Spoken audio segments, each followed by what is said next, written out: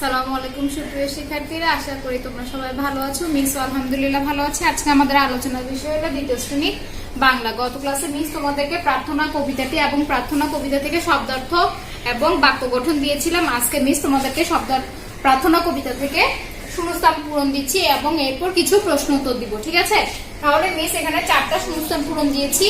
প্রথম শূন্যস্থান পূরণটা হলো স্রষ্টার এক নাম ড্যাশ, 2 নাম্বারটা হলো আমাদের ড্যাশ ফুলে ফলে ভরা, 3 নাম্বারটা হলো ড্যাশ গরব মোদের আশা আমরি বাংলা ভাষা, 4 নাম্বারটা হলো আমাদের উচিত ড্যাশ চলা। ঠিক আছে, তোমরা এগুলো একটু সুন্দর করে লিখে নাও আর মিসের সাথে সাথে উত্তরগুলো লিখে নাও।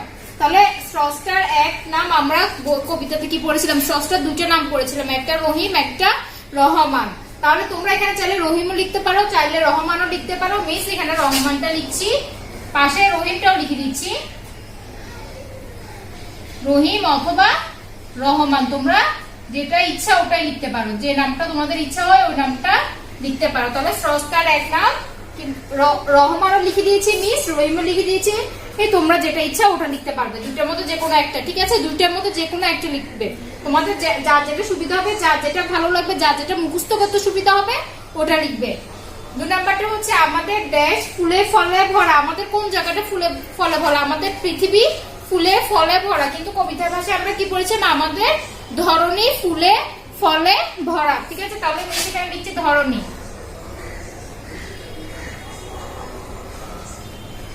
তাহলে কি পেলাম? আমাদের ধরনী ফুলে ফলে ভরা, দেশ গরব মোদের আশা আমরি বাংলা ভাষা। এটা তো আমরা সবসময় শুনি, একটা গান এটা। তাহলে মোদের গরব মোদের আশা আমরি বাংলা ভাষা। তাহলে এখানে কি হবে? মোদের।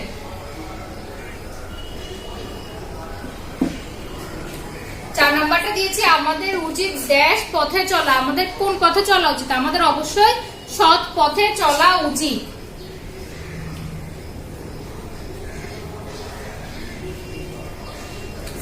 তাহলে মিস আবার বলছি, তোমাদেরকে একটু মনোযোগ দিয়ে শোনো।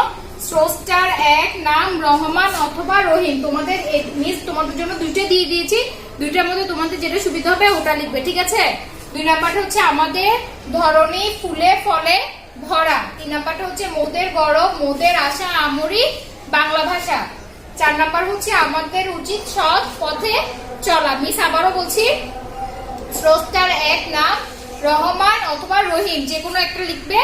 2 নাম্বারটা আমাদের ধরনী ফুলে ফলে ভরা, 3 নাম্বার মোদের গরব মোদের আশা আমরি বাংলা ভাষা, 4 নাম্বার আমাদের উচিত সৎ পথে চলা। তোমরা একটু সুন্দর করে লিখে নাও জিনিসগুলা, এরপর মিস তোমাদেরকে প্রশ্ন উত্তরগুলো দিব।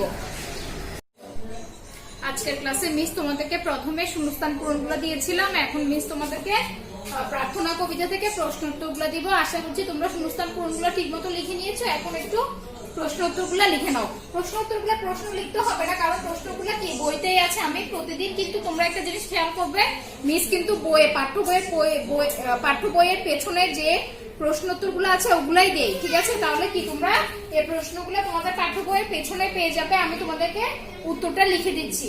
তাহলে তোমরা কি করবে? প্রথম প্রশ্নটা মিস দিয়েছি, সুন্দর ধরনী কে দান করেছেন। 2 নাম্বার দিয়েছি আমরা কেমন পথে চলতে চাই। 3 নাম্বার দিয়েছি কবিতায় কবি কাকে না ভুলে যাওয়ার কথা বলেছেন এবং কেন। এখন মিস তোমাদেরকে ক নাম্বারটার উত্তর লিখে দিচ্ছি। তাহলে আমরা তো সবাই জানি আমাদের এই সুন্দর ধরনীটা কে দান করেছে, জানি তো। তাহলে আমরা একটু সুন্দর করে সাজিয়ে লিখবো। কি লিখবো? সুন্দর ধরনী আল্লাহ দান করেছেন, ঠিক আছে?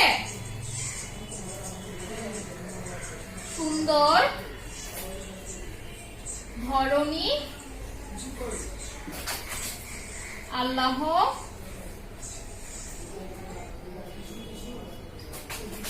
দান করেছেন। তাহলে সুন্দর ধরনী কে দান করেছেন? সুন্দর ধরনী আল্লাহ দান করেছেন, ঠিক আছে? মিস আবারও বলছি, প্রশ্নটা কি? সুন্দর ধরনী কে দান করেছেন? উত্তরটা হচ্ছে সুন্দর ধরনী আল্লাহ দান করেছেন। আশা করছি এটা ক নাম্বার লিখে নিয়েছো। খ নাম্বারটা দেখো এবার, আমরা কেমন পথে চলতে চাই। আমাদের কেমন পথে চলা উচিত? আমাদের সরল সহজ এবং সৎ পথে ভালো পথে চলা উচিত, ঠিক আছে? এটা তো আমরা সবাই জানি, আমাদের সবসময় সহজ সরল এবং ভালো পথে সৎ পথে চলা উচিত। তাহলে আমরা খ নম্বরের উত্তরটা কি লিখবো? আমরা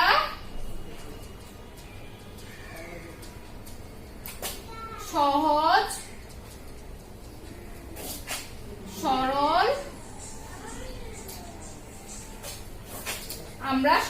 সরল এবং সৎ পথে চলতে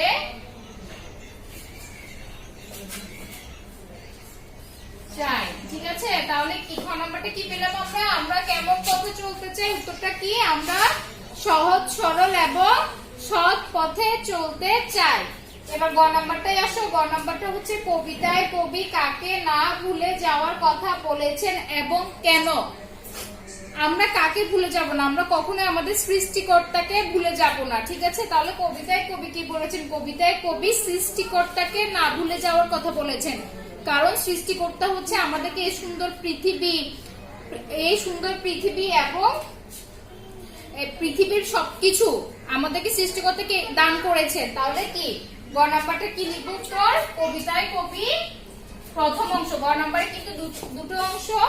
প্রথম অংশটা হচ্ছে কবিতায় কবি কাকে না ভুলে যাওয়ার কথা বলেছেন এবং দ্বিতীয় অংশটা হচ্ছে কেন। তাহলে কবিতায় কবি কাকে না ভুলে যাওয়ার কথা বলেছেন? কবিতায় কবি সৃষ্টিকর্তাকে না ভুলে যাওয়ার কথা বলেছেন। কবিতায় কবি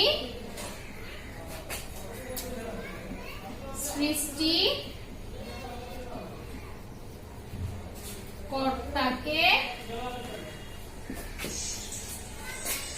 না ভুলে যাওয়ার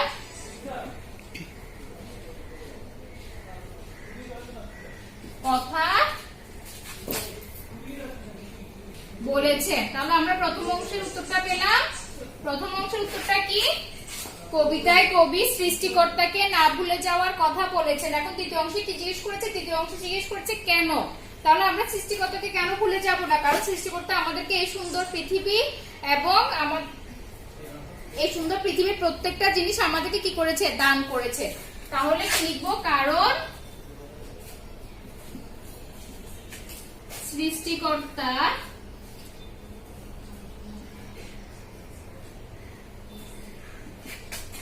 আমাদেরকে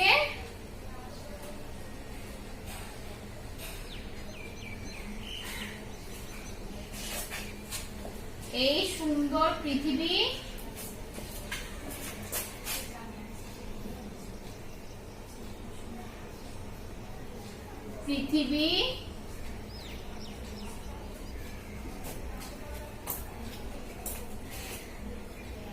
ফুল ফল মাতা পিতার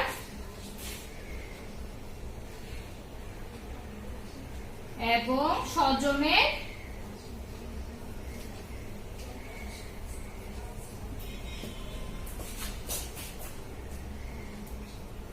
মমতা দান করেছেন। সৃষ্টিকর্তা কিন্তু আমাদেরকে শুধু এই কয়েকটা জিনিসই দান করে না, সৃষ্টিকর্তা আমাদেরকে এই পৃথিবীর সবকিছুই সৃষ্টিকর্তা দান করা। মিস তো এত কিছু লিখতে পারবো না বা এত কিছু লেখা যাবে না এটাতে, তাই মিস অল্প করে লিখে দিয়েছি। সৃষ্টিকর্তা আমাদেরকে এই সুন্দর পৃথিবীর ফুল ফল মাতা পিতা এবং স্বজনের মমতা দান করেছেন। স্বজনের মমতা বলতে আমাদের মা বাবা যে আমাদেরকে ভালোবাসে, আত্মীয় স্বজন যে একজন একজনের প্রতি ভালোবাসে, এটাও কিন্তু সৃষ্টিকর্তার সবচেয়ে বড় একটা নেয়ামত। সৃষ্টিকর্তা যদি মানুষের মনের মধ্যে ভালোবাসাটা না দিত তাহলে কিন্তু কেউ কাউকে কখনো ভালোবাসতো না। মা বাবা ভাই বোন আত্মীয় স্বজনের মধ্যে ভালোবাসার সম্পর্কটা তৈরি হতো না, ঠিক আছে? কিন্তু এটাকে আমি মনে করি মিসের পার্সোনাল মতামত, এটা হচ্ছে কি সৃষ্টিকর্তার সবচেয়ে বড় দানগুলোর একটা, ঠিক আছে?